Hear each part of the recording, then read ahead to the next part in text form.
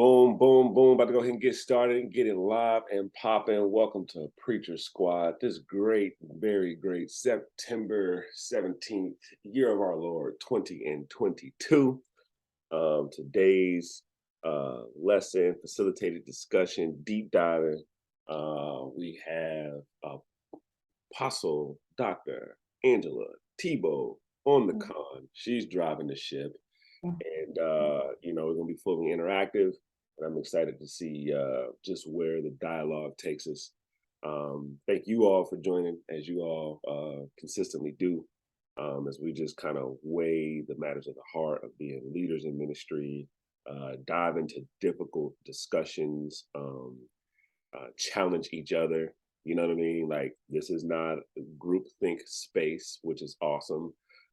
We have space and agency to disagree, bring those things to the table, and keep moving forward. At the end of the day, there's no love lost in anything that we do. I think that's awesome. Thank you guys for the vulnerability, the openness that you have here. It is those moments and the feedback that I get from people. You guys' vulnerability and openness when you guys share your experience that really hang with people after they get off of these or they go back and rewatch them. Because little do y'all know, people go back and rewatch these. So thank you all. Everybody has that added value and input. And without belaboring the moment anymore, we turn it over to Apostle Angie. Yay! All right. Yay. Oh, and Reese has said this, but 20 years in ministry, celebrating the woman of God, 20 years of ministry, rocking and rolling. Huzzah to you. Ron, give her a hip, hip, hooray, bro. Hip, hip, hooray. Thank you. Thank you. Hip, yes. Hooray. I'm always here for hip, hip, hooray. I knew he was. And I knew he was. He was ready. All right. Well, thank you all so very much. I appreciate it and glad to be here. I absolutely love Preacher Squad, and I love the space that's carved out for these types of conversations.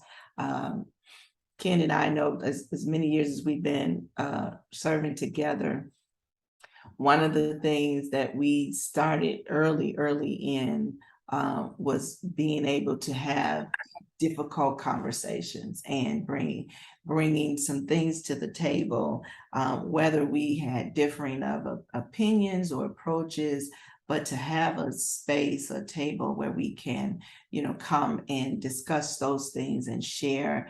And then sometimes, it may shift, alter, or expand our view of what we knew or what we've experienced. And we started early trying to bring leaders, especially preachers, to the table to discuss these matters. And used to say, they could come to me and ask me questions, even if it was, I don't agree with what you preached, or, there's a theological, difference that we have, but we could have those conversations without offense. And I believe that we would come out better, right?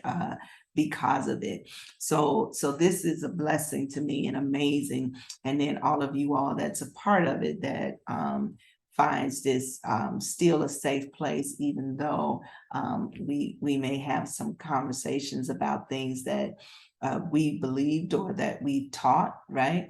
Or that we experience in life. But it's a wonderful thing, because this is the space to me where iron sharpens iron. It's amazing, right? That is powerful. So, and then I enjoy it because this bunch of people, it's a different bunch of people. So, so that's a blessing as well.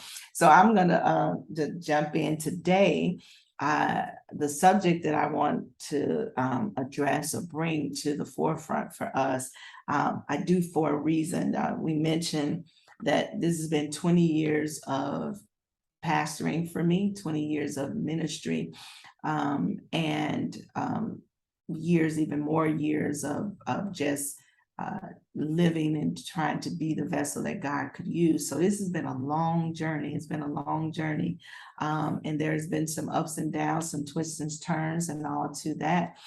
And in the aspect of living this life out, I have been well acquainted with suffering. So today, I want to talk about suffering. How do we preach about it? How do we teach about it, right? And how do we live it out? Because I believe as I look around and observe what is happening, things that are unfolding as it pertains to believers, I'm just of the persuasion now that we are seeing great suffering that is taking place as far as the body is concerned. And so it's like, how do we teach people about it? How do we preach about it? Even what is our position, our train of thought, because there are differing positions as it pertains to suffering. What is suffering? What is biblical suffering, right? Is there a difference between that? And so there's this one particular passage, and I want to give everybody a minute. I know we all preachers and we probably know it, but I want you to go and just read it real quickly in Matthew, at least Matthew chapter 26 and verses 36 through 46. So if everybody can just, if you can got it on your phone or whatever, if you could just read it really quickly. And I know all of y'all gonna be like, we know this, we can preach this, hey, we've done this, but that's good. I just want us to just read it so you're familiar with where I go. What was the text again? There you go. Matthew 26, Oh, there it 36 to 46. Mhm.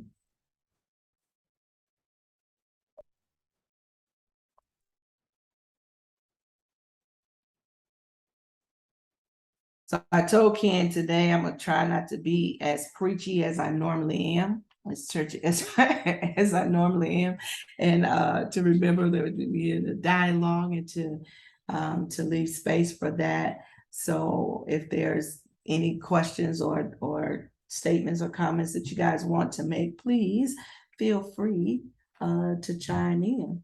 I would also like to encourage you that if you feel a preach coming on, because you know it's there. jump right It's in there. for Right. you can be dynamic in that you deliver a preach and facilitate discussion. I'm just saying, don't rule out the preach because everybody still got learning to do. Got it. Got it. All right, so I'm gonna be quiet and give you guys a minute just to read through it. Just let me know when you have.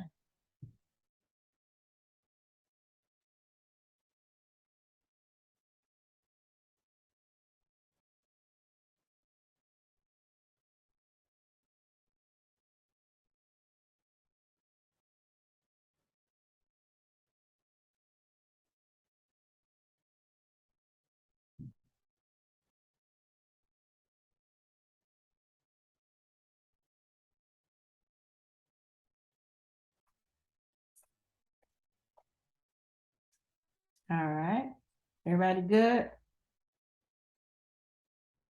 All right. All right.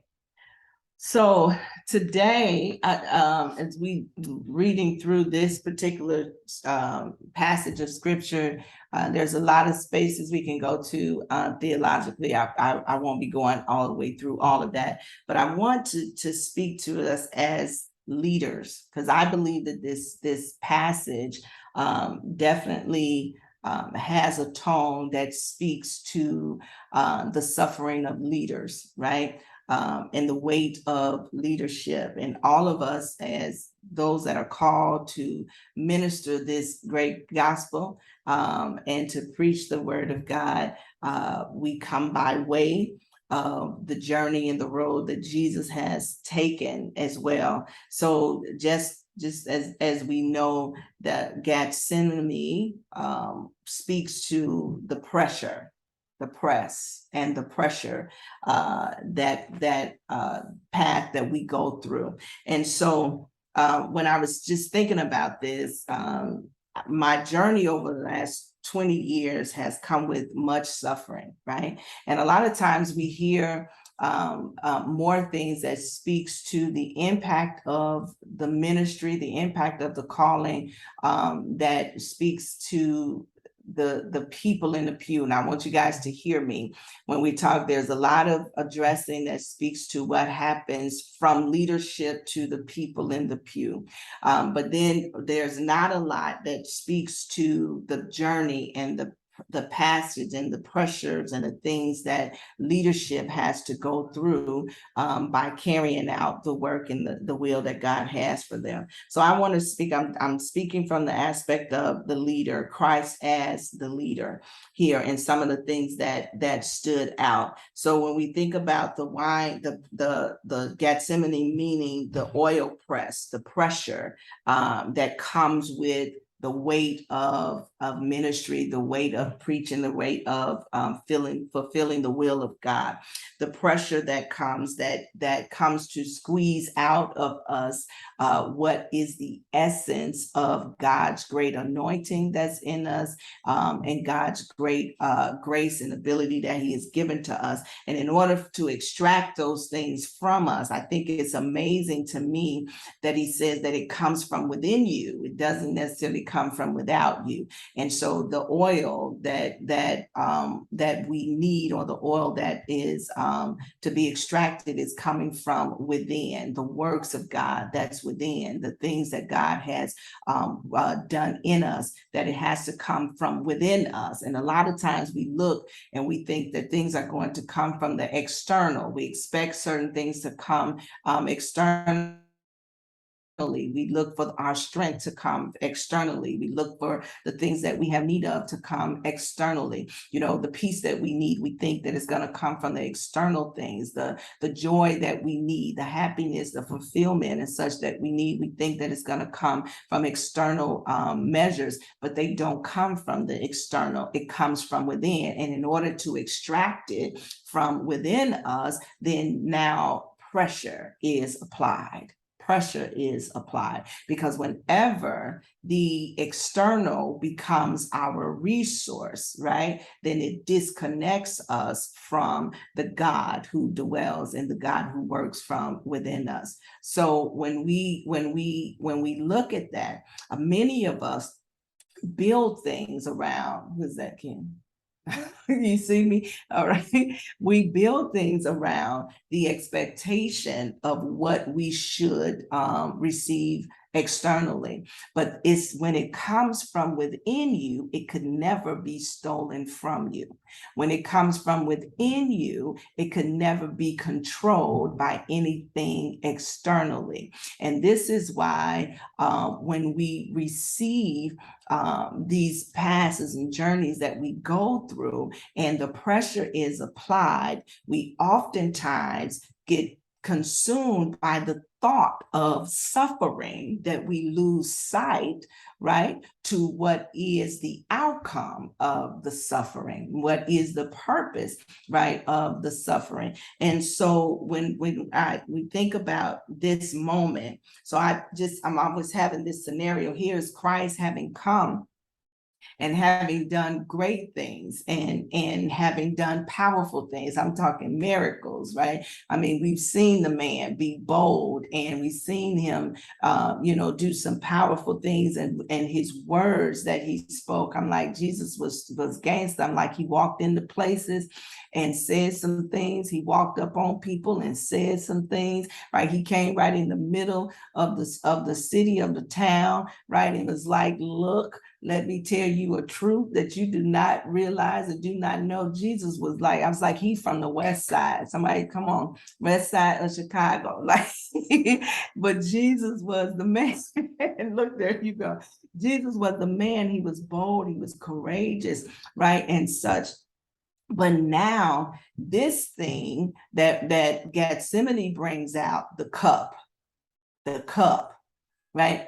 The cup that Jesus had, and all of us have a cup. We all have this cup that is set before us. And so when he brought out that, here, I want to talk about the cup. We'll talk about what's in the cup. But here, Jesus had to have his encounter with the cup. the cup that God had willed for his life. But here, when we look at here he comes, he's in this moment. Some of the things I want us to look at what took place. I'm going to go over just what took place, and then we're going to backtrack. So here, when he comes to the Mount of Olives, the place that he had preached, right? The place that he had ministered, the place that he had gathered, right? Many, but now this very place he comes to now is getting ready to push him into a place that he had not in his humanity been to before. So here he comes. When he comes to the threshold, it says that the disciples that were with him, he told them, you stay right here. Right? He said, you sit, you stay right here. And then it said he took 3 with him, Peter, James, and John, right? Peter, James, and John. He said, we're going to go a little further in. So he left a group of them, right, at the foot of the mountain. He left a group of them at the foot of the mountain. And then it said that he said to the 3 of them, Peter, James, and John, come go with me. And they went further in, and they went further in. And when he took them in, it said, he said these words. Now, these words have always always gotten me. This is the theological thing for me as well, because when you hear the man Jesus say words that he said unto them, where it said to when they went in, it says, and he began to be sorrowful and very heavy. Sorrowful and very heavy, sadness, grief, distress, anguish, depression, right? All of these things began to set upon him. It said that his soul then was exceedingly sorrowful.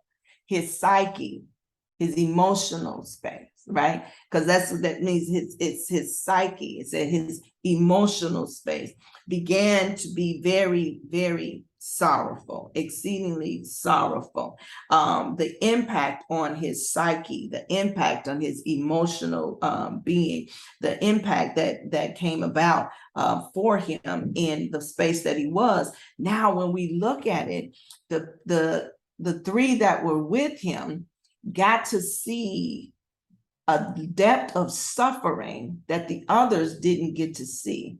Why were they chosen and said, you can come with me, because I need you to watch and pray. He said, watch and pray. I need you to see some things, come go with me. But he was able to expose a depth of his suffering that he did not expose to everyone. So even in our spaces, right, of leadership and where we go, there's our exposure. Everyone can't bear it, right?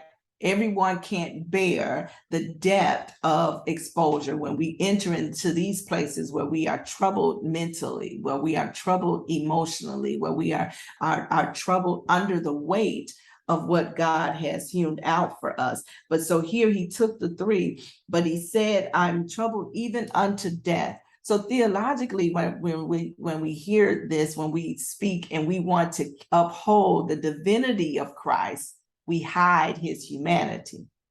When we want to uphold the fact that he was God, right? That he was God. And so what God would deal with depression? What God would deal with anxiety? What God would be consumed, right, by distress and sorrowful? It does not stand up for us to be able to identify his humanity without destroying his divinity.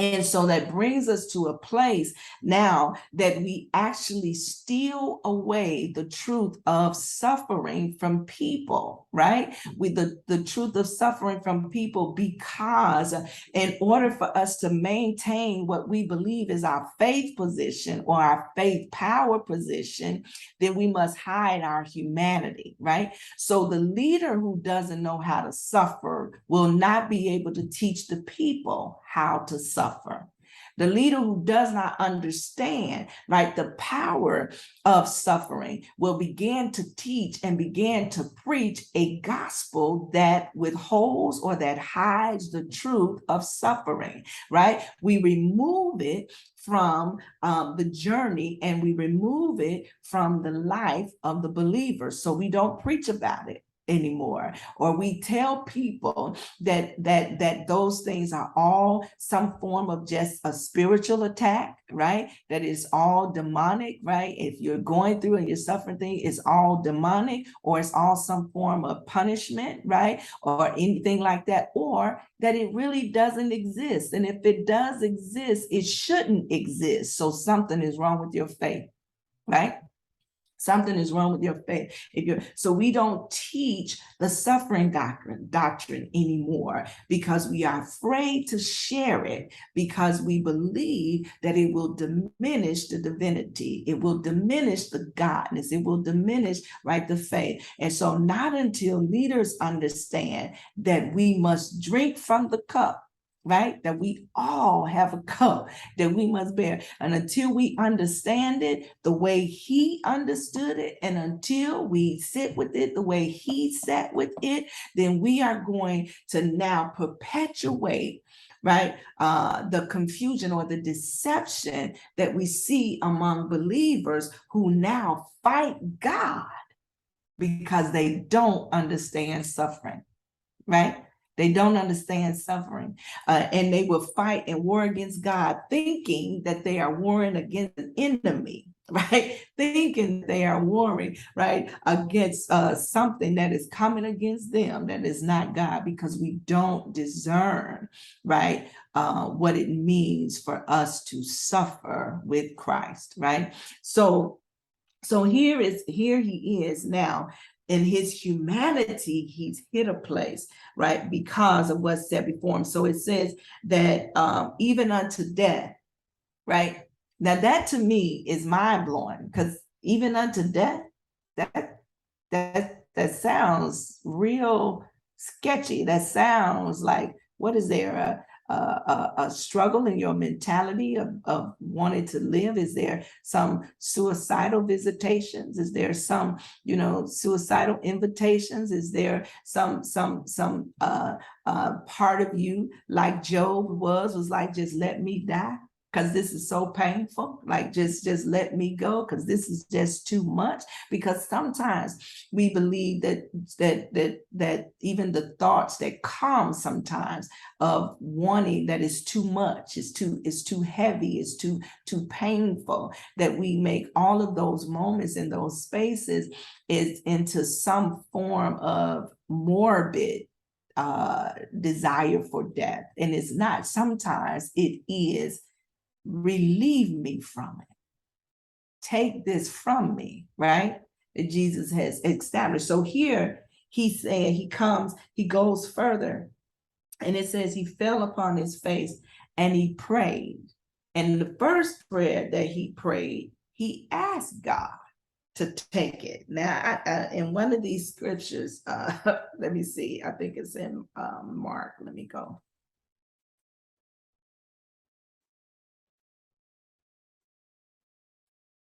Let me see.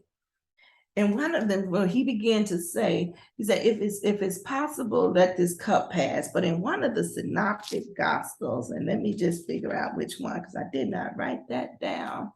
1432.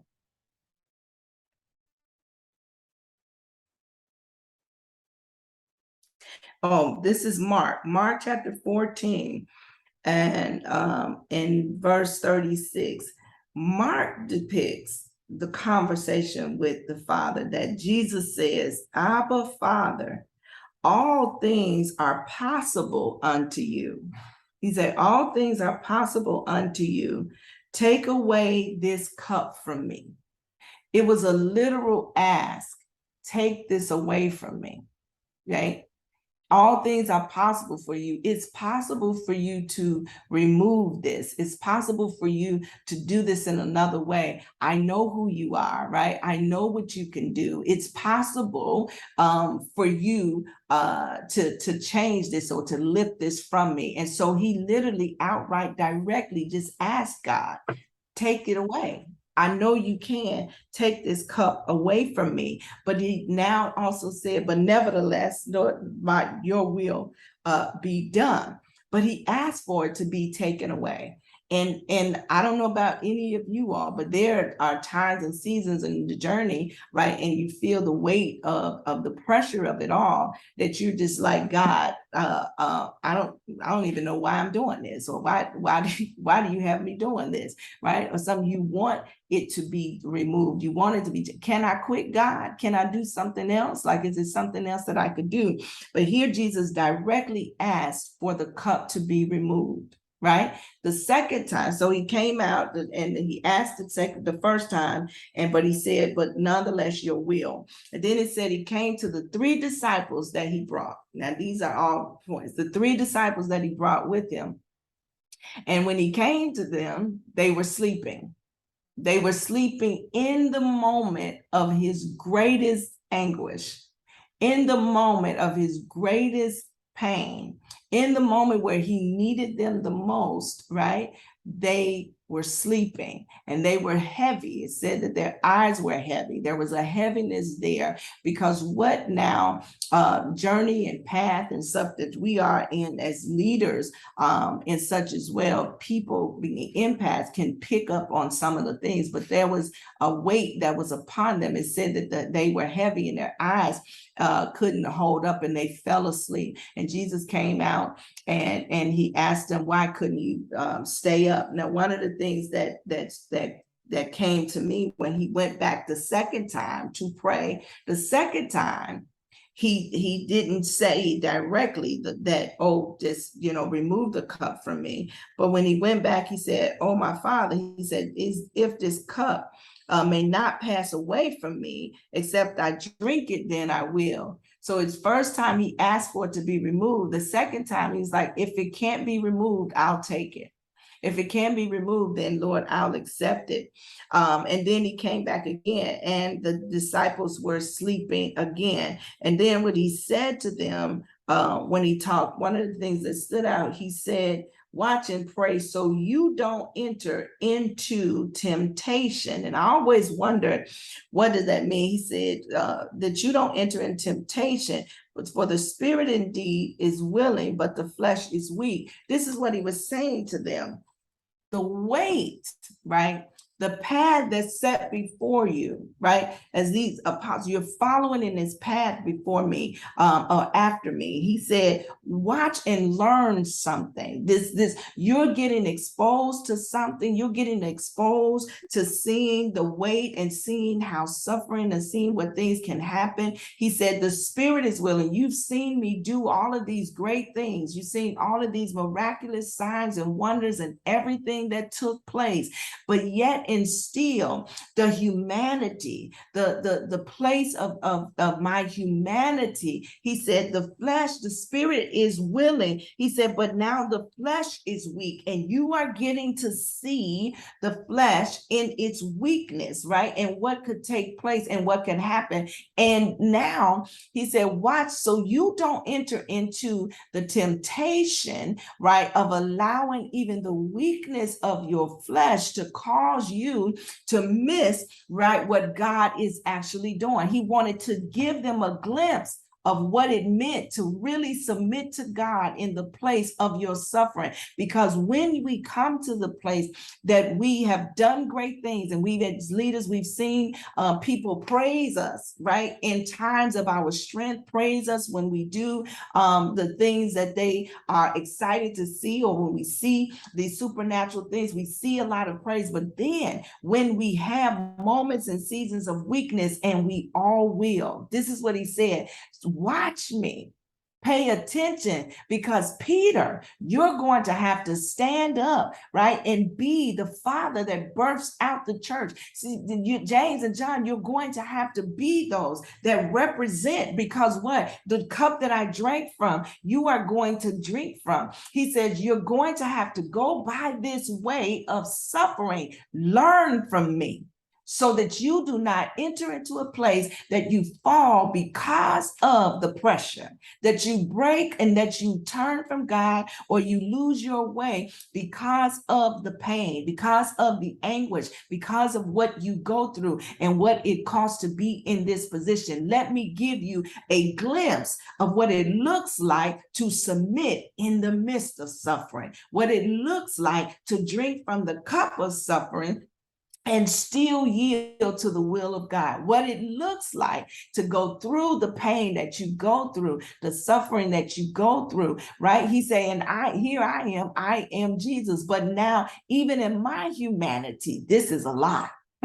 Even in my humanity, this is a lot. It talked about the man, the pressure, the stress that he was under to such a degree that the sweat from his brow fell like drops of blood. That's how thick it was, right? And that's how heavy it was. And he's saying here, now, as you go by this way, because you will, right? Because you will. Why? Because now you don't know, right? But I know that this thing that I have walked through, you will come by this way. Now your cup and what you have to bear won't be to the measure or to the degree of mine, because none of us have to drink from that cup, right? That he drank from. Thanks be to God that we don't have to drink from that cup that he drank from, to carry the weight of the world, to carry the sins of the world, to carry the redemption of the world. We don't have to bear that weight, because he took that suffering. So we did not have to, but we all have a cup. We all have a cup, and the cup is filled, right, with the will of God that glorifies him. And sometimes it's heavy being under that weight, right? Being under that weight and having to drink from that cup that brings about sorrowing. But he was saying here, I don't want you to be tempted when you have to drink from your cup. Whatever weight, whatever responsibilities, or whatever things that God has placed upon you, when you have to now bear under the weight of the will of God to fulfill that, he's like, I don't want you to be tempted, so stay awake. Stay awake and pay attention, watch and learn, right? And so now he had that moment with them, but then he was in that place as well that he said, I'm going through this moment and going through this suffering. Here, watch and pray. Pray for me, right? And watch for you.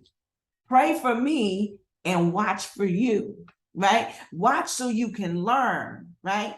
And pray for me in this journey. And so now here where we see him with these apostles, and they come, or disciples here. So he goes in now the second time, and he prays that God, now if the cup won't remove itself, then I will drink from it. And then it says he comes back out again, and they are sleeping. And then finally, the third time was his submission. It's done. It's his settling place.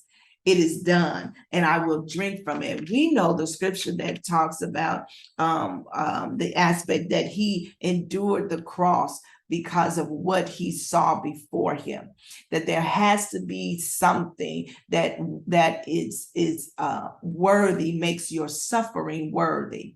If you don't have your eyes set upon the prize, then suffering just looks like pain with no type of spoils, pain with no type of reward, suffering for no reason, in vain. But when Jesus looked, right, and settled in his heart of hearts that I will endure the suffering because of what is set before me. I see the picture of redemption. I see the picture of my Father's will being restored and being done in the earth realm. I see now the picture of generations and generations and generations from now into eternity having an opportunity to receive it. So that became greater, right, than the pain and the suffering. It became worth it.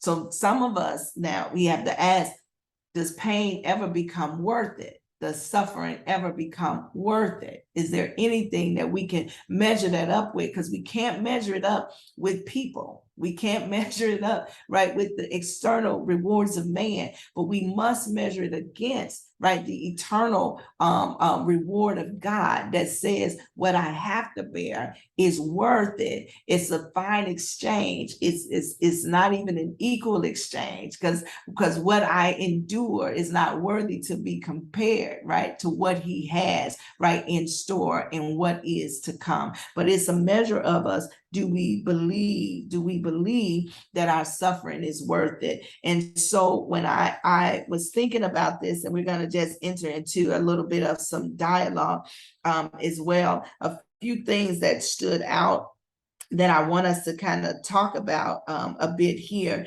is the suffering of leadership. Jesus bore suffering and weight of it because he had to carry the sins of man.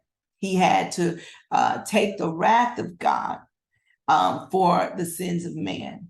Now, all of us being called, right, in here in leadership and called to this space, he says, I'm bringing you forth so that I can use you, that I can be glorified, but so that man could be free. And so it's the things that we have to face. Sometimes it's hard for us to realize that God wants us to sacrifice for others, like to sacrifice for others. That's sometimes a hard pill for us to swallow, the sacrifice that we have to make for the glorification of God and the salvation of others. And so that can be a painful experience. But I want to talk about, how do we handle the suffering? How do we handle the suffering? Have we had moments and times where the anguish became too much, where we felt the sense of depression, where we felt the struggle and wanting to really quit and wanting to really give up because the cup was just too much? It was too much. It was too weighty. And how do we handle, those things? How did we handle that? And do we believe that it is a part of our journey, that it's a path that's been carved out, and a model in Jesus that has been set before us to teach us how to do it? The way that he overcame it was with the submission of his will to God's will, and also to be able to look ahead and see that the reward of it was greater than the sacrifice of it. So I want to talk about that in how we handle the pressures and how we deal with the weight when it comes down to knowing truly that it involves having to do so because of people or for the sake of others as well, because it's not an easy thing to think of or to go through. The second thing that I want us to talk through and consider here is the circles of people,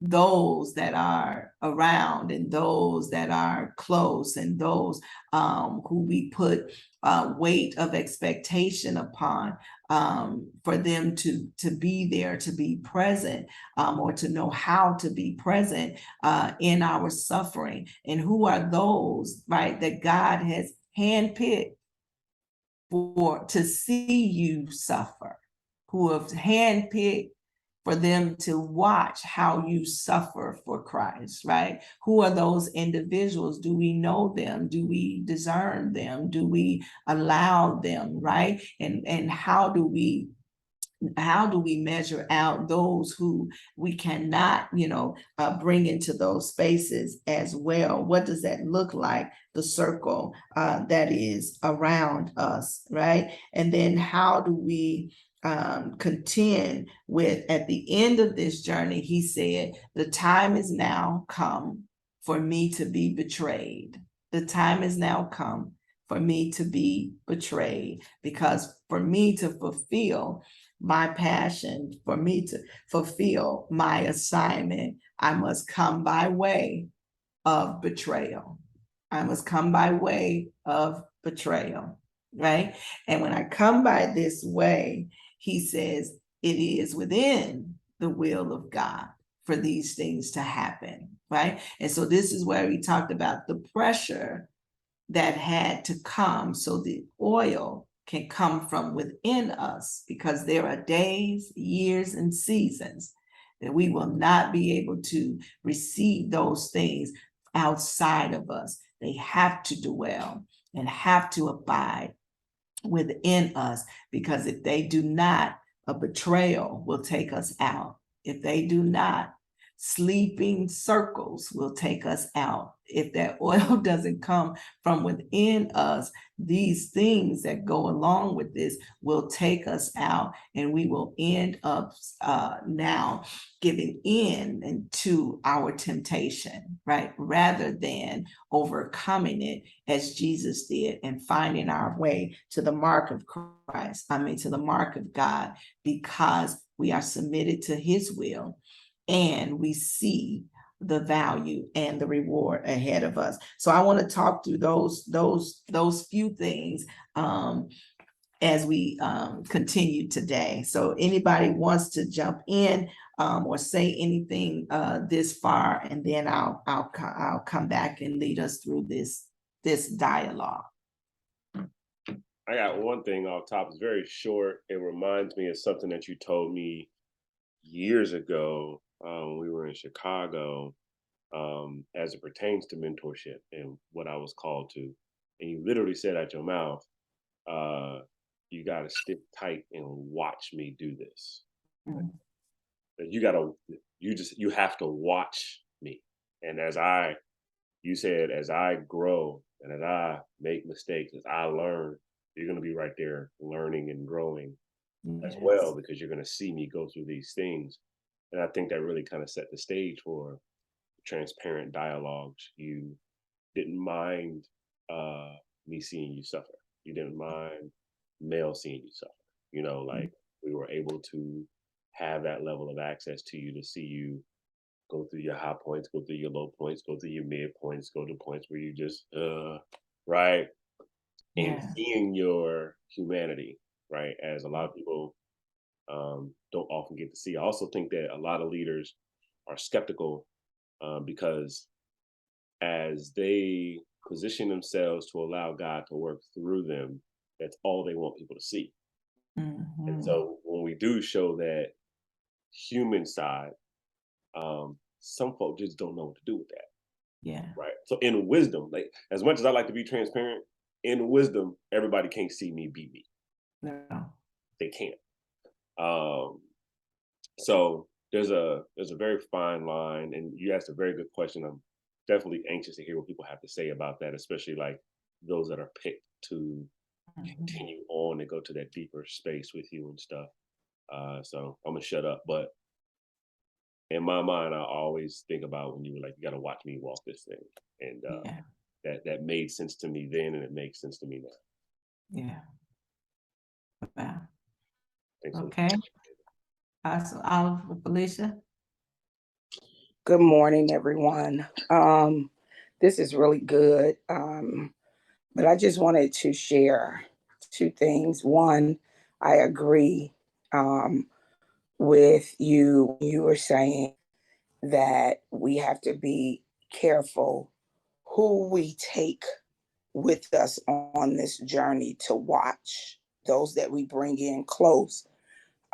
As Apostle Ken was saying, everybody can't carry the weight of what you carry.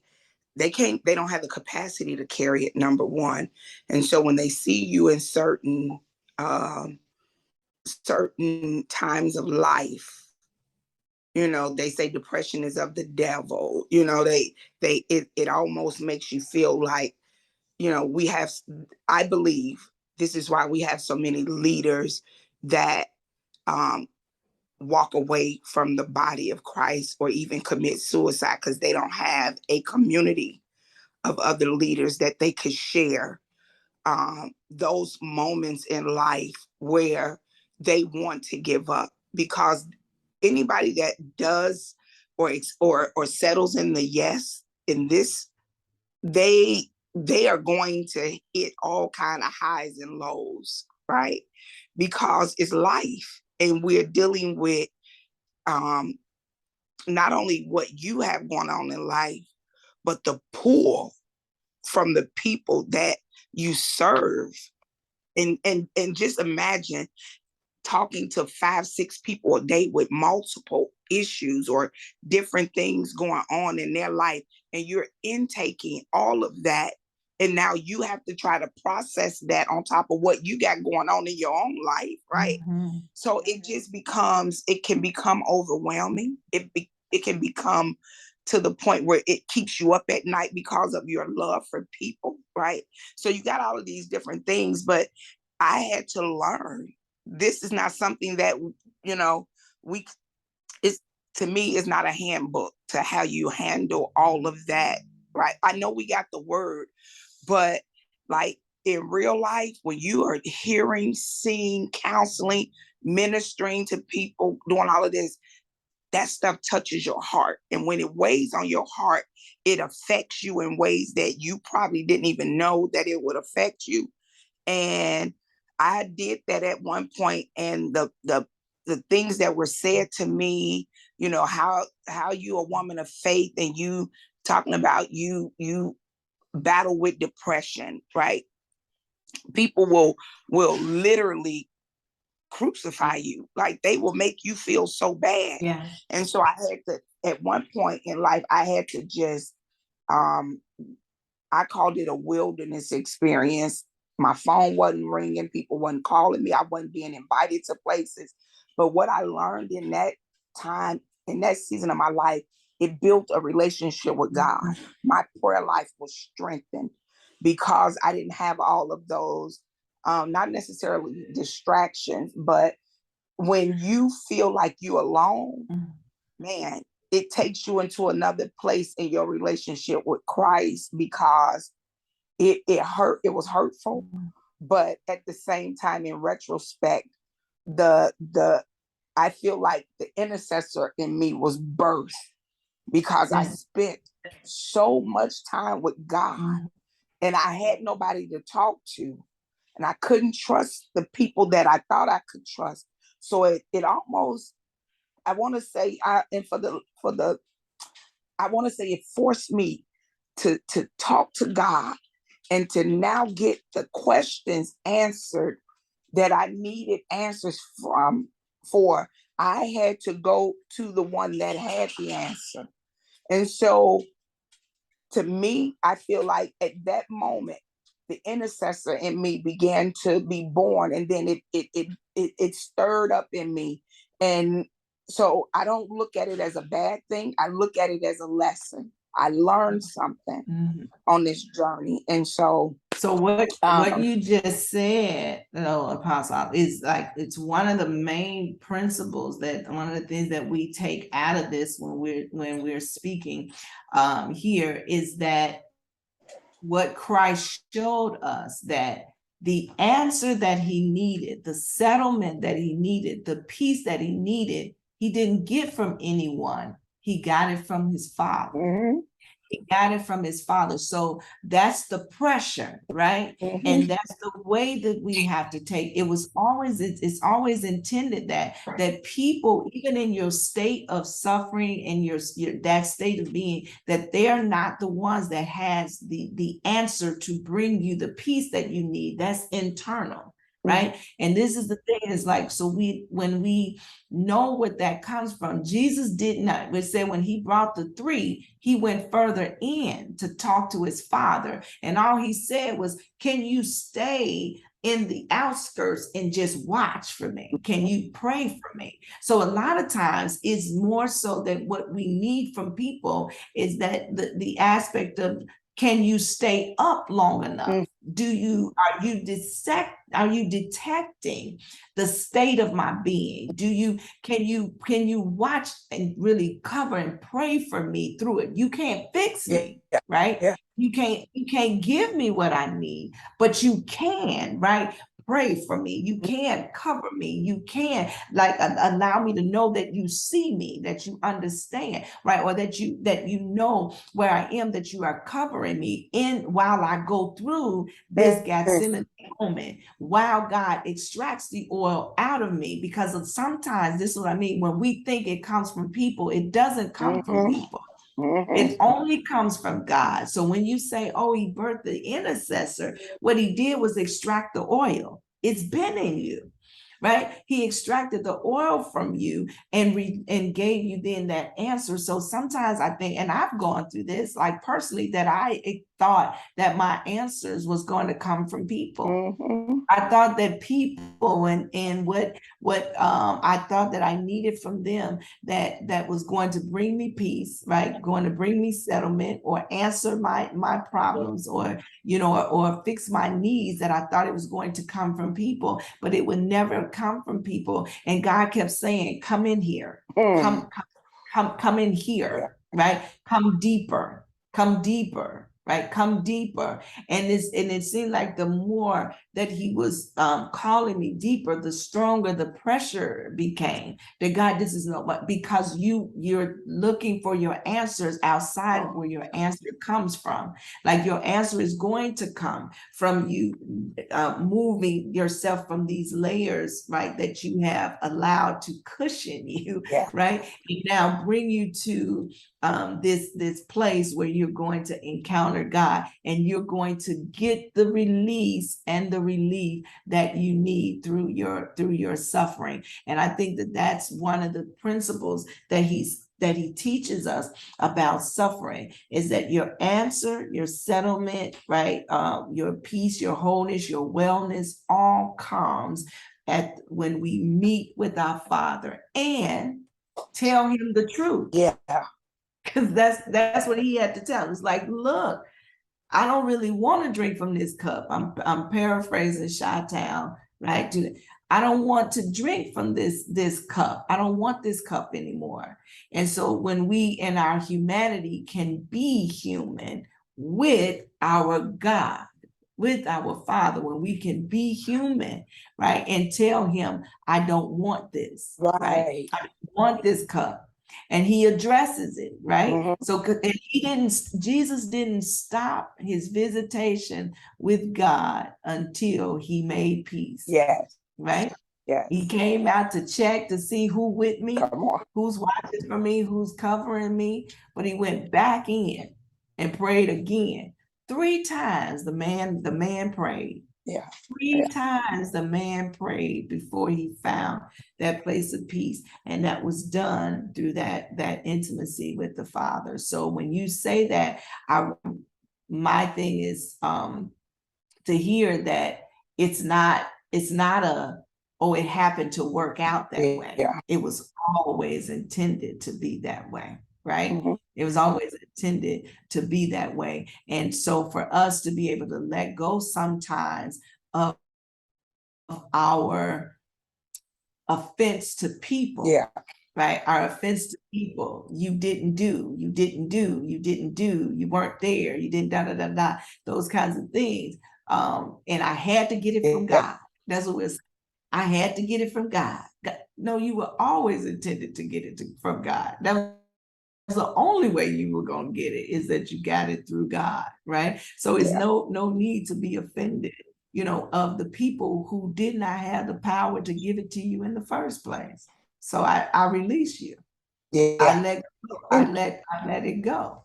And I had to learn to do that. And I had to release them. And in me releasing them from my heart, the anger, it settled some things in me, right? It settled some things. But I ended up praying for those that I felt had did me wrong, or had brought a level of this hurt to my heart. And so when I prayed to God and released them, because I had to release them from my heart because it was weighing on my heart.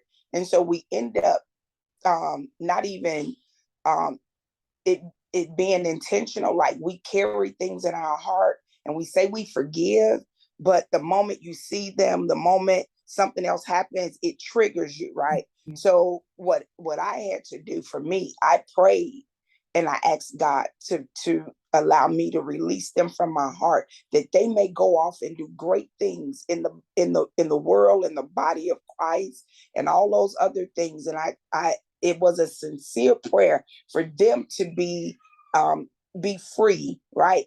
Because they had let me go, I was still holding on to them, right? So I had to do that.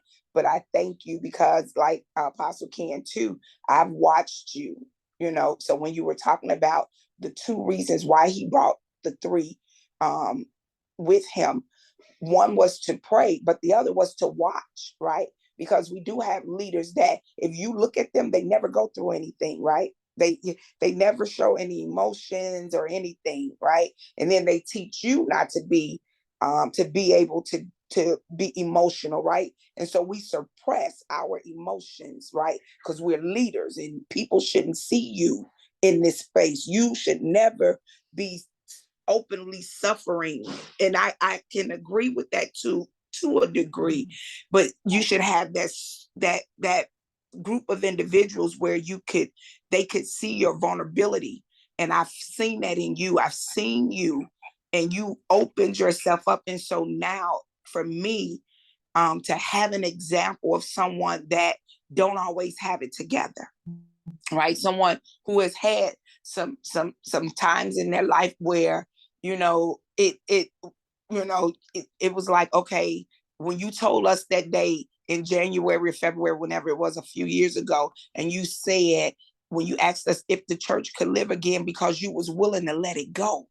I've never heard a leader say, I am willing to let this go, right? So to be able to see you in your in all your glory with God, right? But also to see you as a mother, a human first, right? But a mother, to see you have an emotional moment, like to be able to watch that and know that it's okay. And then to see you come out on the other side of that, right?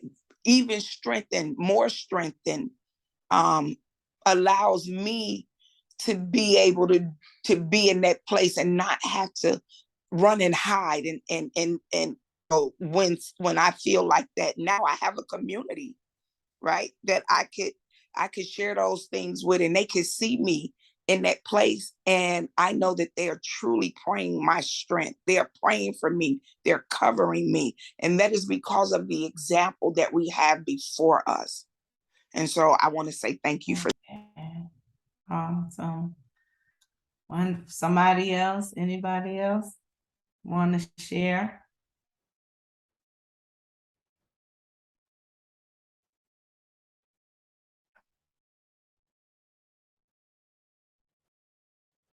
All right, nobody else wants to share any perspective or thoughts on the suffering of leadership, before I go further. So I think that, just like you said, it helps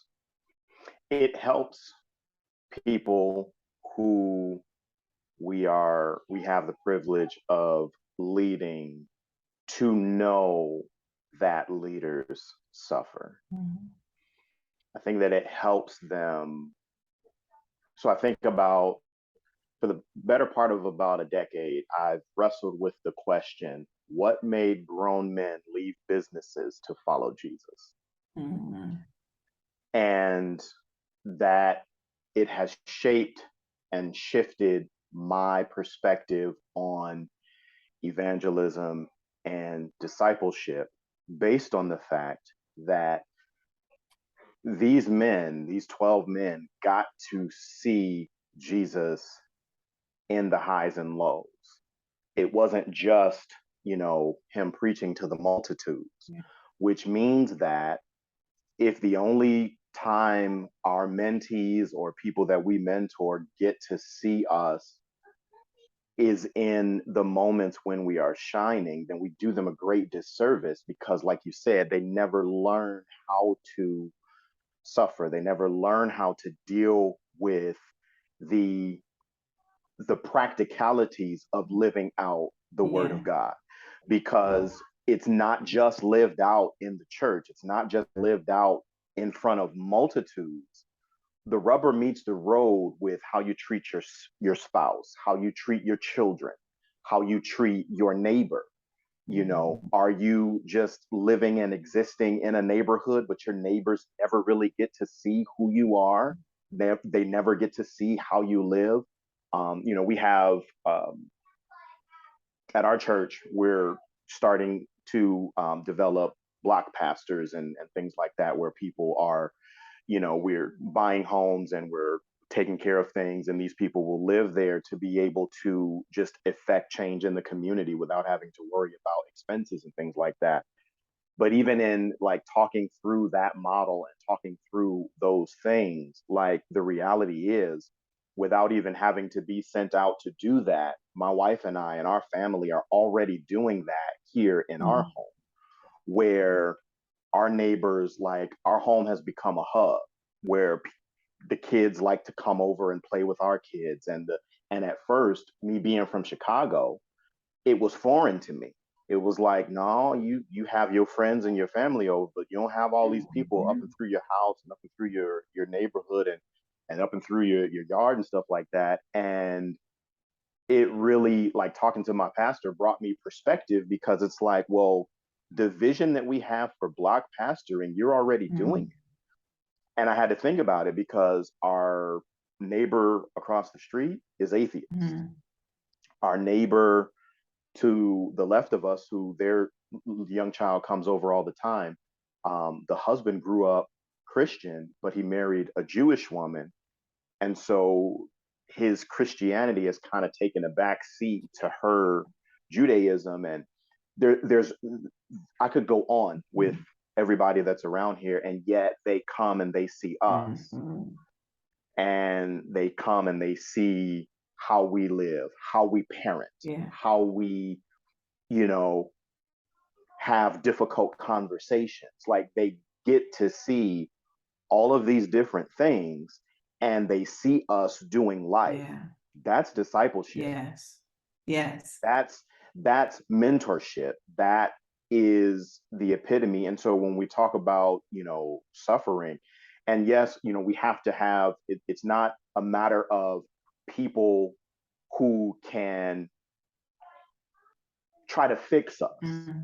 Right? Jesus wasn't looking for them to fix what he was going through.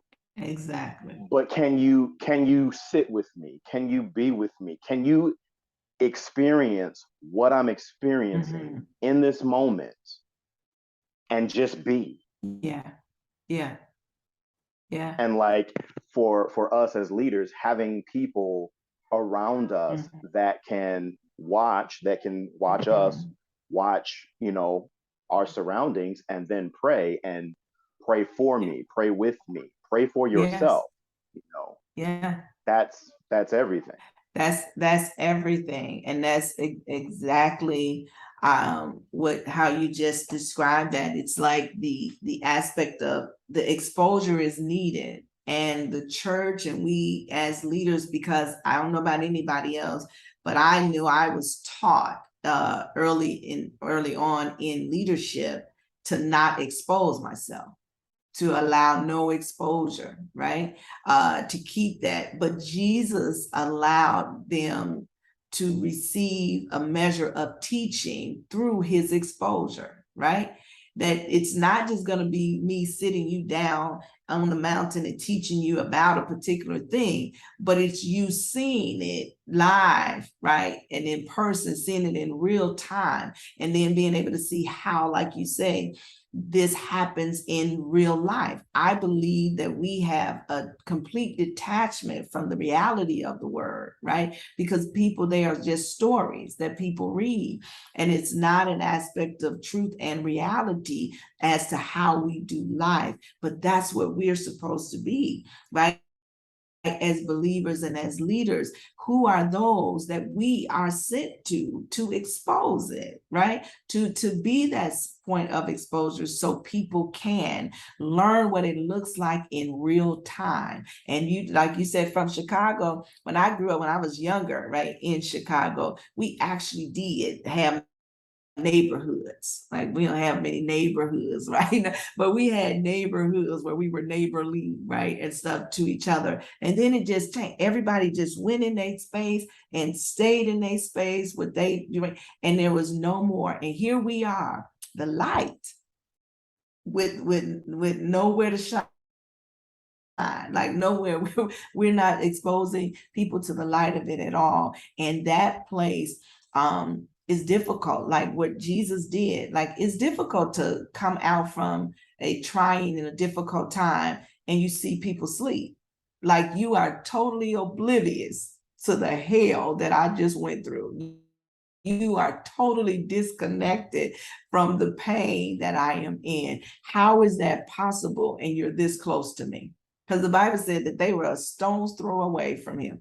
You're this close to me and you don't see, you're this close to me and you don't feel, you're this close to me and you don't understand. And sometimes that can position us to forget or even to forfeit the need for the exposure, because God knew that those three were going to take a path and a journey in their future, and you're going to need what you should have seen. You're going to need what you should have experienced. You're going to need those things because of what's set before you. And so I love that concept, of the block pastor, right? In that, to be the light and to expose it. And I do agree, like Apostle Oliver, when she stated that, and I believe Jesus did it, there were some things that went on in his life, that in his path, that the masses didn't get to see, right? There's some things that the 70 got to see, the masses didn't get to see. There are some things that the 12 got to see that the 70 didn't get to see. And there are some things that the 3 got to see that the 12 didn't get to see. And then there are some things, right, that the 1 got to see, John, that the 3 didn't get to see. And it's us being able to discern who is supposed to get what degree of exposure. Who is supposed to get it? Who am I supposed to bring that close? Because they're going to need it because of what's set before them, and also then what they bring. And that discerning between what isn't always easy, right? Because sometimes we expose to the masses what should be exposed to the few, right? And we end up suffering because of it, because they can't bear it, right? So it's us also discerning that too. But I love that. I got a couple things here as my mind is all over the place because there's so many amazing points being made. One, the level of intentionality that Christ had to set aside these levels of groups of people. Like, I choose you, I choose you, I choose you. That's my 12. Out of my 12, here's my 3, right? Like, not from an even organic state. It wasn't like, well, I guess who's around? Like, you, are you willing to be here? Yes. There's also an understanding, I guess, from the leader standpoint, from Christ's standpoint, which is very interesting. People are going to people, right? So out of the 12 that he intentionally chose, he's accepting all of who they are. Judas, the betrayer, go do what you're supposed to do. Yeah. Him having knowledge and seeing how he moved, he didn't push Judas out.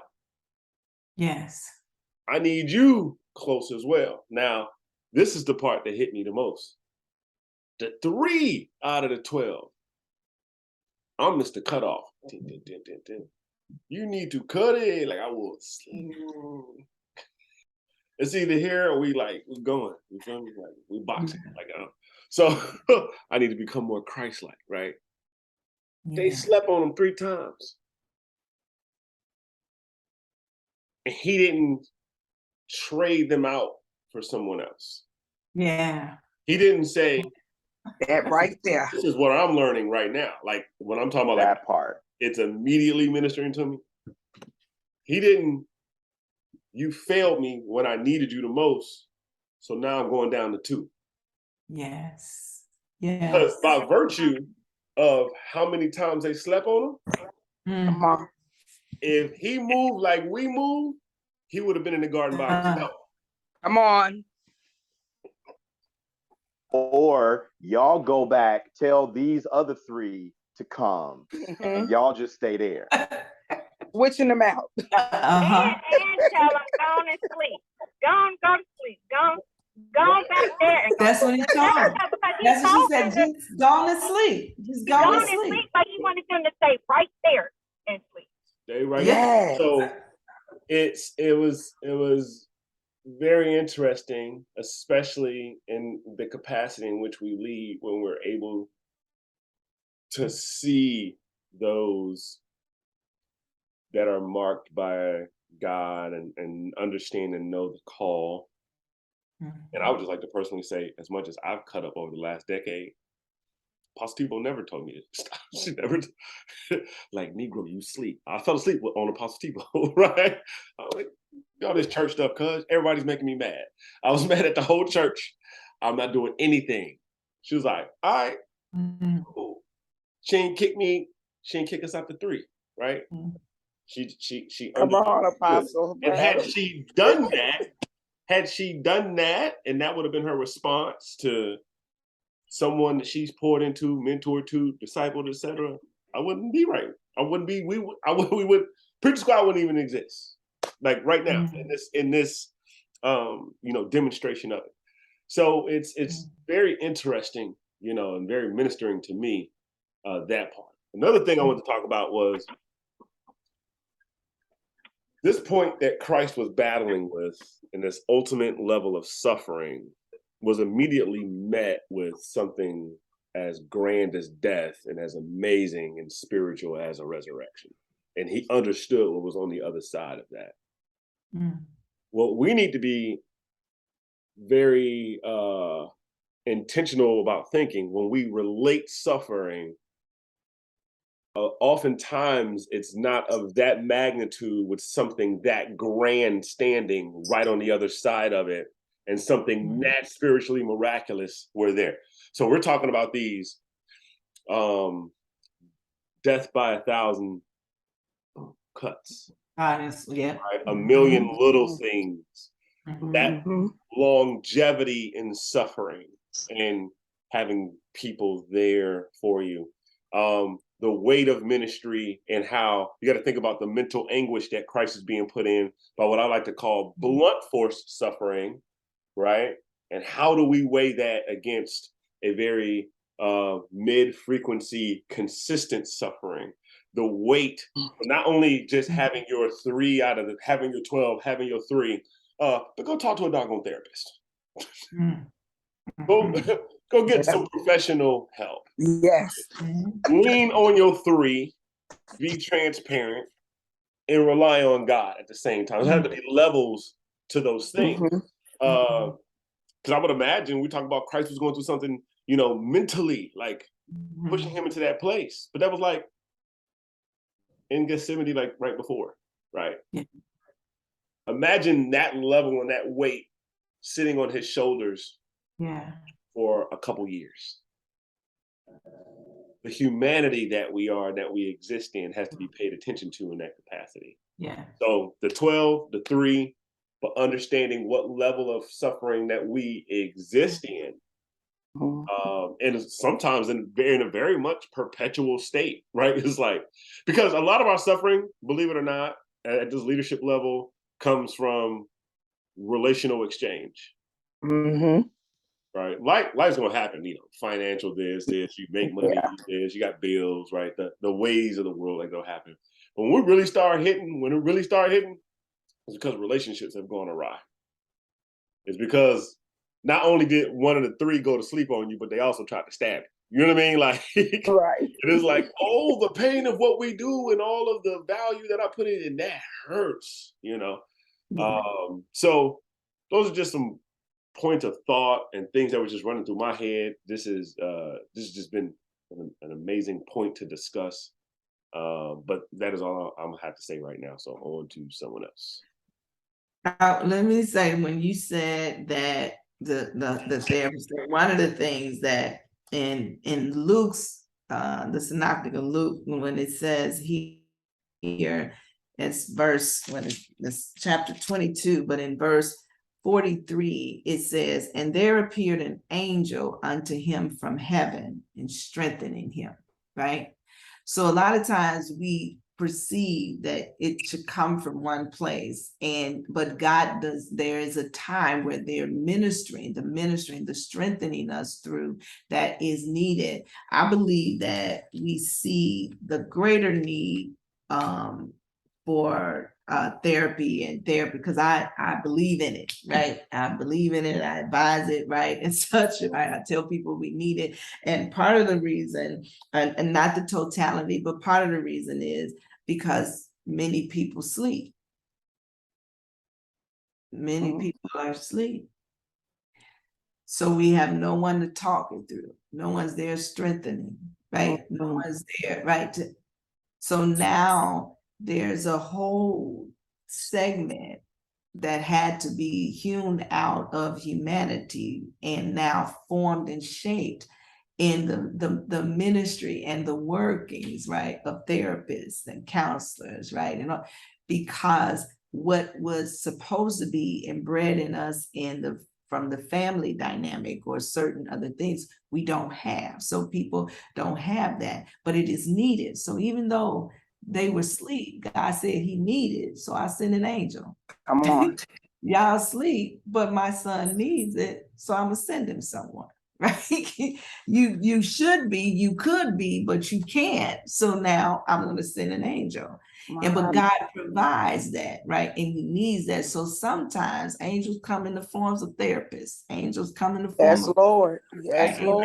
Lord. Like strengthen him while he goes through this process, right? In his humanity, strengthen him right here. And so when we miss the fact that it is needed and God provides it, in some kind of way, whether the ones we expect to gives it or not, God does make that way. And so that when you said that, I'm like, yeah, that triggered for me that is needed in us in leadership, and then especially us in the Black culture who just don't do therapy, right? We getting better though. We getting way better than we were, thank God.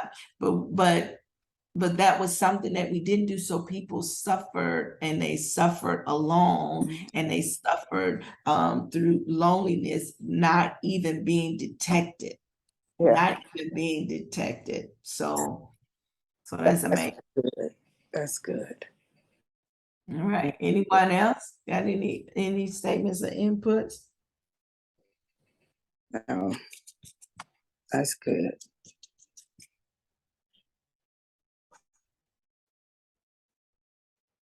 All right.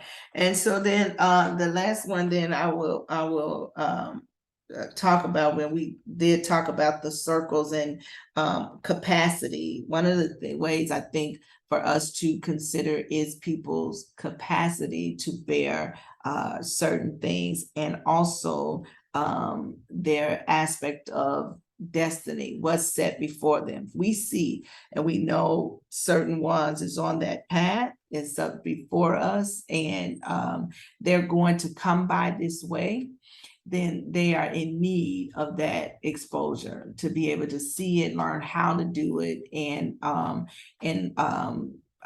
to practice it right along with us. So those are stuff that we can invite in. The first time Matthew's portion says that the first time he came out, he said, Peter, he called him out by name. Peter, you sleep? You don't went, Peter, you couldn't stay up, you couldn't sleep. Why?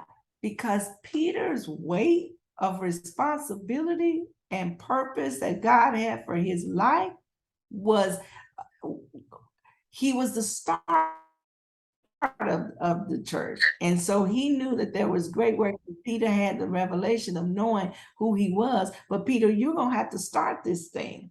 Peter, y'all go tell my disciples that I am alive, and Peter too, right? Peter, he called Peter's name out several times because of what was set before him.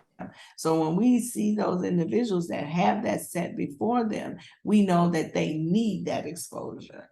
And they need to be around where they can see it being lived out, and such. So the last thing, and then I'm gonna be done here, is talking about the betrayal. And he talked about the betrayal, because Peter, James, and John, they didn't betray him, but Judas did, right?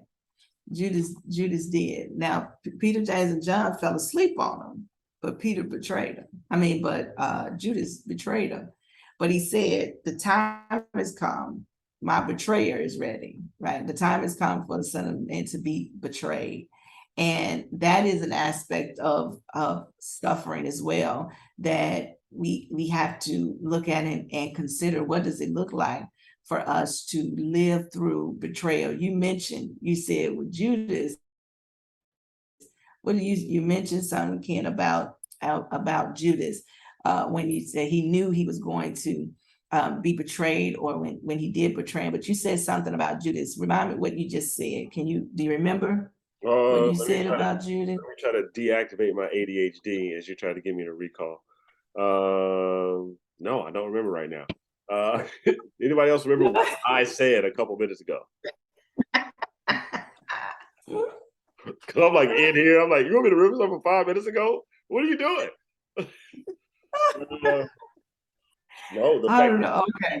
he knew Judas was going to betray him, and he, I said, people are going to people. He allowed him to be who he was, and yeah,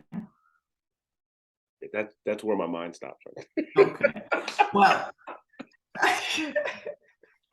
Well, one of the things that always stood out to me about the whole Judas scenario was that, now this is just my position, train of thought.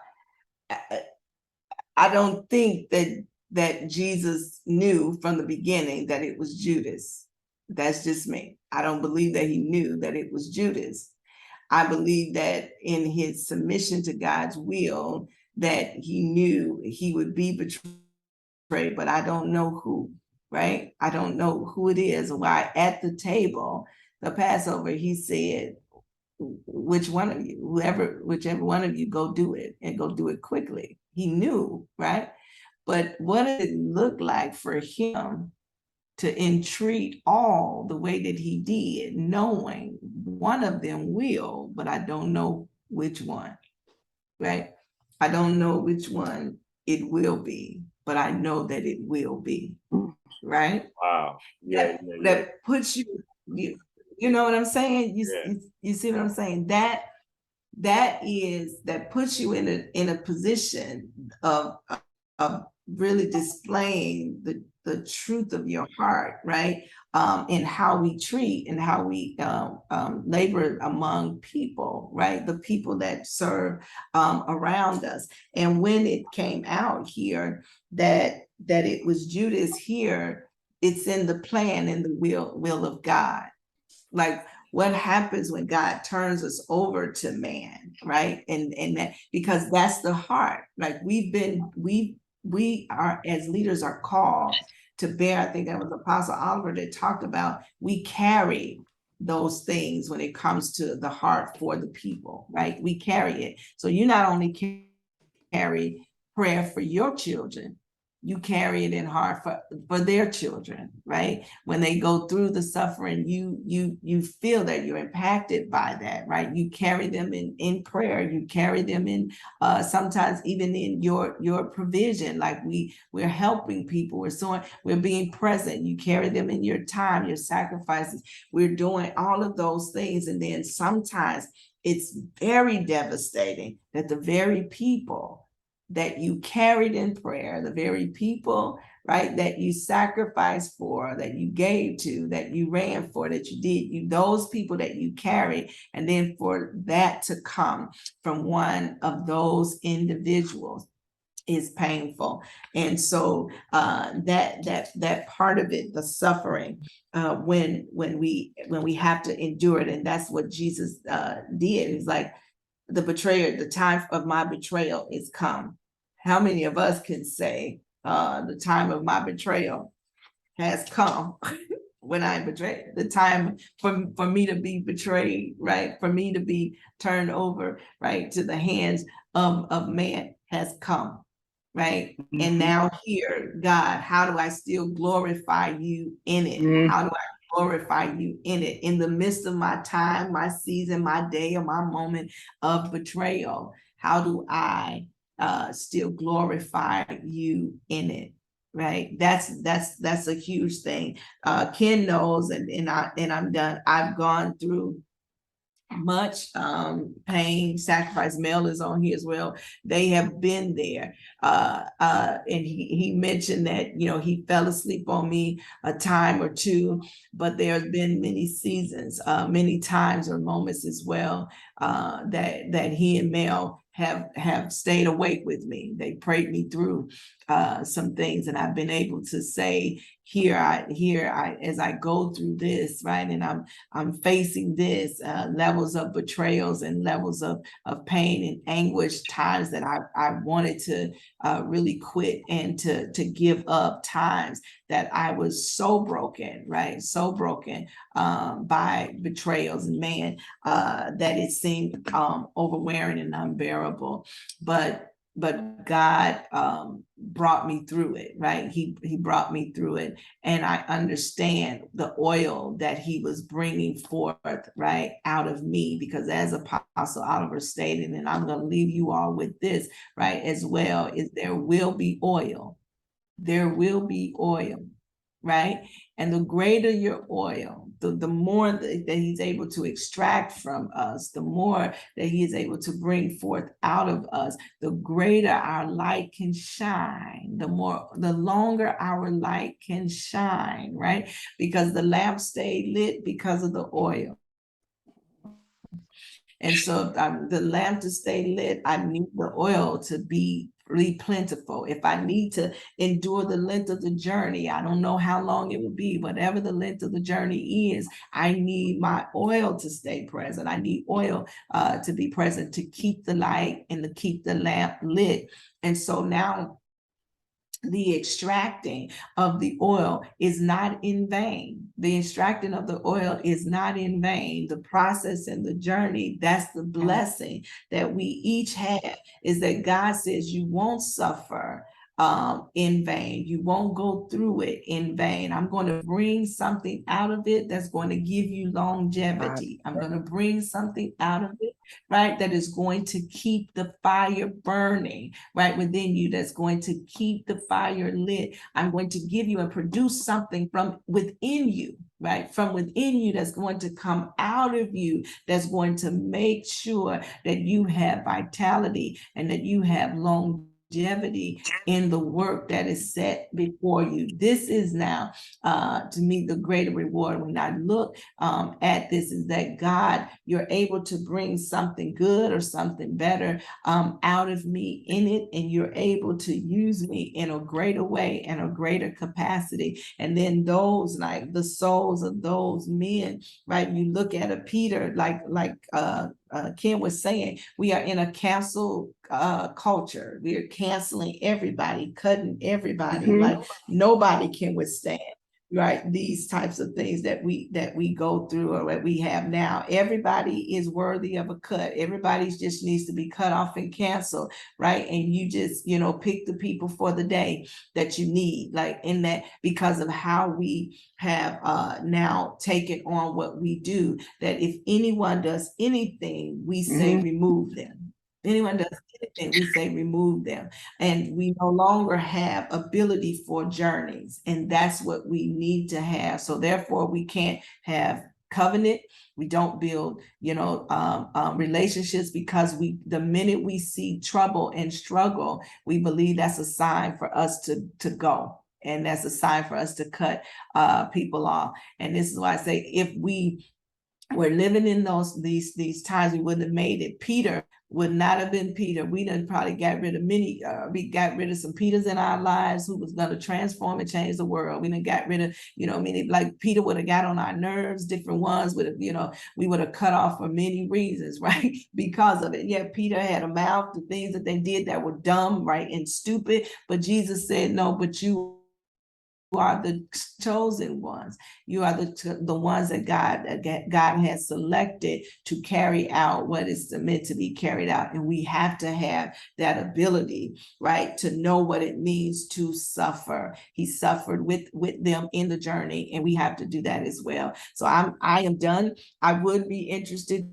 to know what you all's thoughts and position is. Do you all hear messages as it pertains to suffering? Do you preach messages as it pertains to suffering, right? And how to, or are we of the persuasion that we avoid it, we don't speak of it, we don't teach it, or we don't believe it? I'm just interested to know where you are as a preacher, right? With that, how do we handle that doctrine of suffering? And then I'm done. Really quickly, Apostle, I want to share something I saw on Facebook yesterday that spoke to what Apostle Bradley said. As you were talking, he was talking about how we get rid of people and throw people away. A very close person to me said something yesterday that when I read it triggered some things in my head, but then today to hear it again really speaks to where we are as a people, not just as leaders and believers, but just people, right? Like we have no patience, right? And we have no grace. We are not extending grace to people. But the young lady said, under no circumstances, you have if you make one move, I don't care who you are, you get one chance to mess up with me and zero chances to undo what you have done. I don't care who you are in my life. You don't have a chance to recover from the mistakes that you've made. You got one chance to mess up with me, and I don't care who you are or where you sit in my life, and you have zero chances to be restored back to my life. And when Apostle Bradley was talking about that, I was like, man, that just speaks to the minds of the people. Not, we're sitting here as a group of leaders and believers in Christ, but I'm thinking about why we're in this state as a nation and as a people, right? The violence that sort of speaks to that, because we don't extend grace to people. We are not allowing people to make mistakes and then be recovered or be restored. When you don't want to give a person a chance to recover, I can now see, in a sense, why I see what I see in my communities. There is no grace given. So if the grace isn't even being given in the body of Christ, if we're throwing people away who make mistakes, look at the world. What examples have we set that we could extend grace? Yes, you made a mistake. Yes, I messed up. You messed up. We're going to do that. But when do we say it is well? And we come and we make right our wrongs. We're not giving room for that in the body, and we're definitely not seeing it being given room in the world where the unbelievers are. And so when we look at the state of our nation and the state of our cities and our communities, that spoke to me yesterday. And I was thinking about it, but today when Apostle Bradley mentioned it, that just was like, I'm sitting here as you was talking, I'm like, man, God, we messed up. Yeah, we are. We are, and I'm gonna say this, and then I think Ken, you were getting ready to say something, but I'm pretty much done as well. But one of the things, I had a conversation with someone today, and I don't know, and I'm only mentioning his name because it's already in public. But we were talking about Apostle Matthew Stevenson and the things that's going on with the All Nations Church here in the multiple locations, of things that we're not fully informed or aware of. But one of the things that she brought up, and she's another minister in the faith, and she was saying what's disheartening is that here is a man of the faith, and he may have been doing, like, all the things could be true that is being spoken concerning him. But what is disheartening is that we're not broken behind the fact of what this could mean for him. Like this could be death, like life or death. Like the man is in a mental, emotional place of struggle that could perpetuate the end of his life, right? Whether it is sick, he almost had a stroke in the summer. And the fact that we take some cynical joy or resolve in the fact that, oh, he deserves what he gets because of the shortcomings and the things that he has done, the sins that he may have committed, right? And all of that we're not grievous, that the man might literally die, right? That could push him right over to a place of suicide. Like, we would rather lose a soldier than to restore one. Come on. Right? We would rather lose them. And my thing is like, okay, where is the Calvary that comes in to bring restoration? Or are we hurt when we see our leaders fall, or when we see the things that they come to? Or are we saying, yeah, you deserve it because you should have been better as a leader, right? Or it's not. That's the thing. And so when you say that, and these are people who just glorified the man when he was doing all that they expected or wanted him to do. They glorified him. They spread his name all over the world. They made him go viral. They applauded him and pushed him up and all this and that. And now when you see the frailty of his humanity, the sins of his flesh, now crucify him. Where is the Calvary that said, sit here and let us contend, like, right, with the sins of your flesh, right? Let us bring here this truth, because it's not a denial, like, the truth needs to be brought, but are we okay? Like, if we lose a soldier, like, are we just okay? No. So I'm done. Pastor Ken. Wow.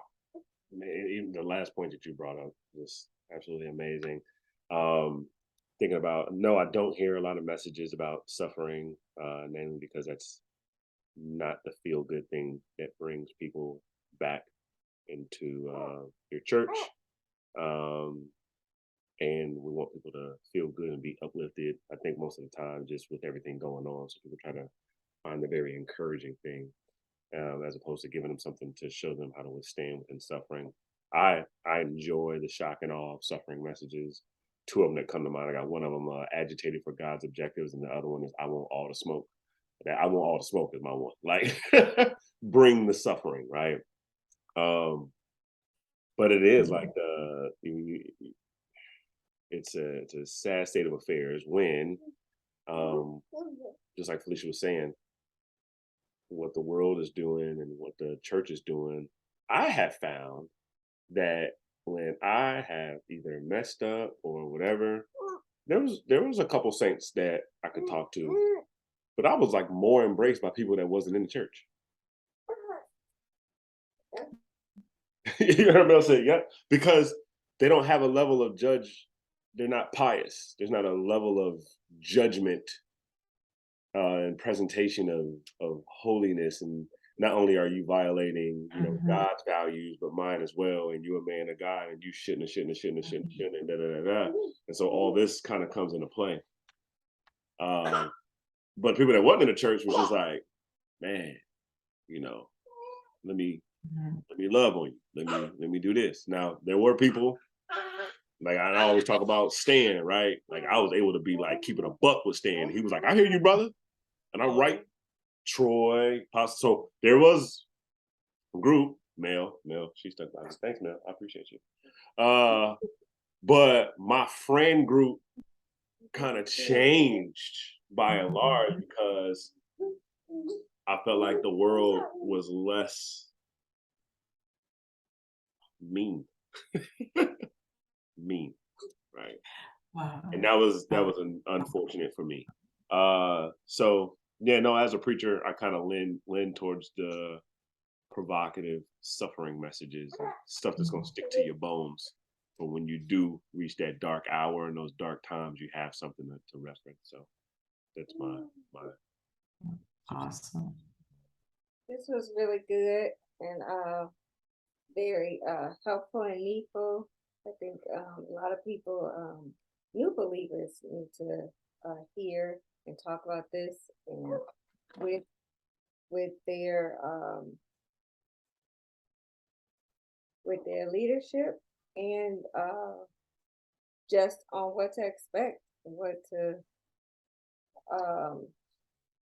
prepare for, or whether they are going through things and that's what brought them to Christ, then it should be said, and that, hey, this may not go away for a while. It might get a high, but then it might go back down. It might even get worse. But just remember the faithfulness of God. Remember that you still have a community. Remember, and then just letting people know, hey, I just think that it should be talked about a lot more. So thank you, Apostle, for talking about this, and then that just encourages that, hey, we should keep this on our mind a lot more, and share our ups and downs with those, especially that are new believers, but even those that have been in the faith for years that might need an encouragement that says, hey, it's okay to be human. I have a friend that kind of, when we talk, she's like, okay, I'm not going to be super saint. I just need to be. And I'm like, yeah, be you. What's going on? Let's just talk. Yeah. Like this, what you about to hear come out of my mouth is not going to be super saint. And I'm like, it's okay. I'm here for it. She lives with me, so she's prepared.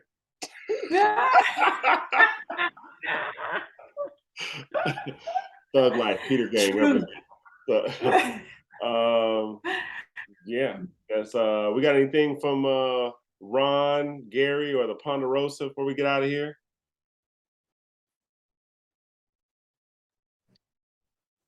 Nothing from the Ponda family. We know we good. Love ya. All I had to say is this good. I am solid. Powerful, Apostle Thibeaux. I appreciate that. Wonderful host this morning. Great dialogue. Just so much. I took a lot of notes, just a lot of things, that I pray about, that I meditate about. And you hit it. You hit a lot of good areas for us as leaders, for us as pastors, for us as children and sons and daughters of God, man. And, first and foremost, we're all naughty by nature. We're wired that way. And that's how we came here. It's the grace that is shaping us and making us look a little more like Christ and try to walk and be like Him. Amen. So I thank you for sharing. Thank you for everyone's, words of encouragement and transparency. Amen. And, forgiveness is a powerful thing. It's a very, very powerful thing. And, I've gone through some of the things that you talked about this morning in terms of, laboring, with someone, who's challenging. Sometimes your thorn is the person that is closest to you, and to keep you humble, to keep you grounded, to keep your face in God's face. Mhm. And that's what, me personally, I've attributed a lot of my thorns to that reason, and to keep my face in God's face, to keep me closer to God. It's like that individual that Ken was talking about earlier, the Judas. Why did Christ select this one? Did he say, how did he pick? What was it? How did he measure? What was he? Why did he have the sons of Zebedee and Peter? And why did he even ask Judas to be on the team? And Apostle Thibeaux, you said something that was very, very profound when you said, I don't even know if I don't even I he may not even have known that Judas was gonna do that. And so it's very interesting. The dialogue that came forth this morning had me thinking, and examining my own self as we lean forward in this gospel. But I just wanted to say, in all of that, hey, thank you for this pastor squad. Thank you all for letting me come into your realm in this fellowship. I certainly appreciate it, and everything that you're doing. So keep pressing, keep doing what you do. God bless you. Love all of you brothers and sisters out there, and just keep doing what you do. Amen. Thank you, sir. Amen. Oh, good. You muted? Are you muted, Ken? I thought I had it. Yes, I just muted. I was down. I'm Oh, good. Yeah, no, thanks for going around the horn, everybody. Pastor Thibeaux, any last one-liners or two-liners or three-liners for us? Or I hit No, I just want to just in what you stated earlier when you said that you were able to go to the world. One of the things, and because I do believe that is true, but I do believe that that's also an indictment to the church and to us as believers, and it's also dangerous. So even though it's good, because one is that dangerous. the world doesn't have, yes, because the world doesn't have a compass for righteousness. It doesn't have a compass for that.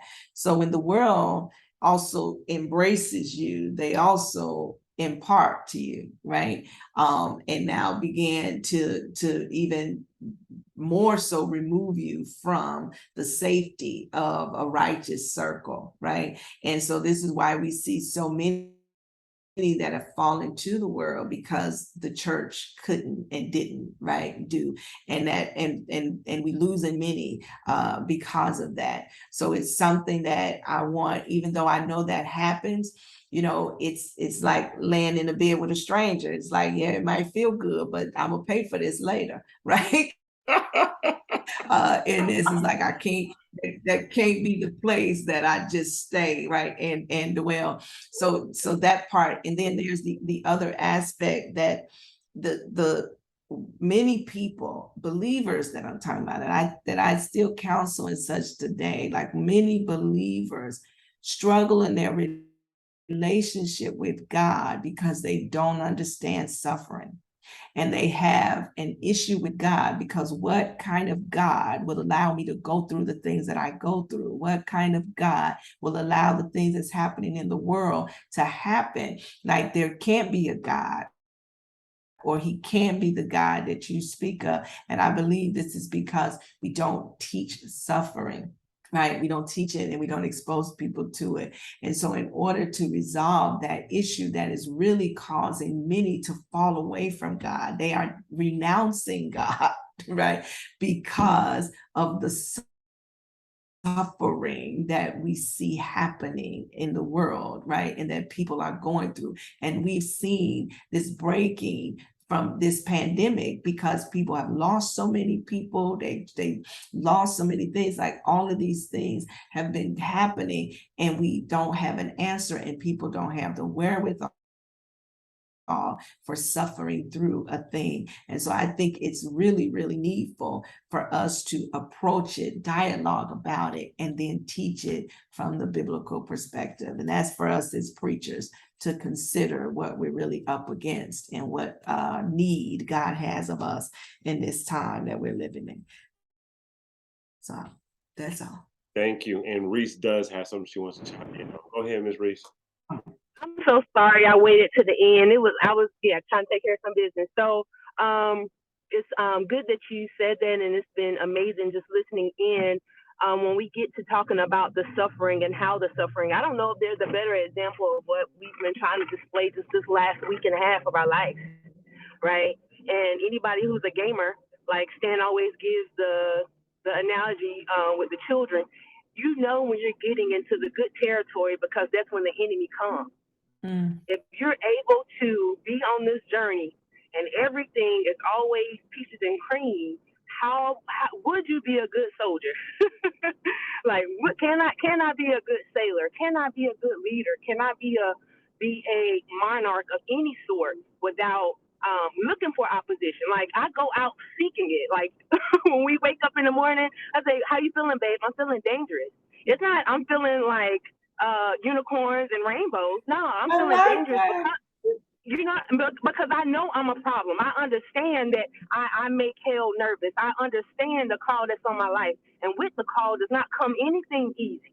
So I would be worried. The kingdom people and kingdom builders should be worried if they have a church full of folk who ain't going through nothing. That means you ain't shaking nothing. You ain't got nobody trembling in their boots. And I would be very afraid. Over.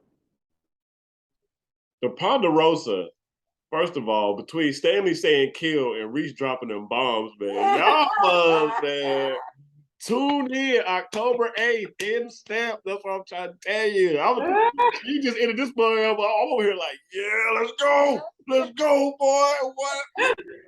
I'm doing? I'm dangerous? What? That's good. I'm gonna use that. I'm dangerous. I'm feeling dangerous this morning. I woke up feeling a little dangerous today. Dangerous. Okay. Not upon this robe to rub it off on everybody. Just don't be as annoying as Stan and his do-rags and waves. I'm jealous of his waves. Anyway, man, amazing session. Just great time. Glory be to God. I'm going to stop recording right now.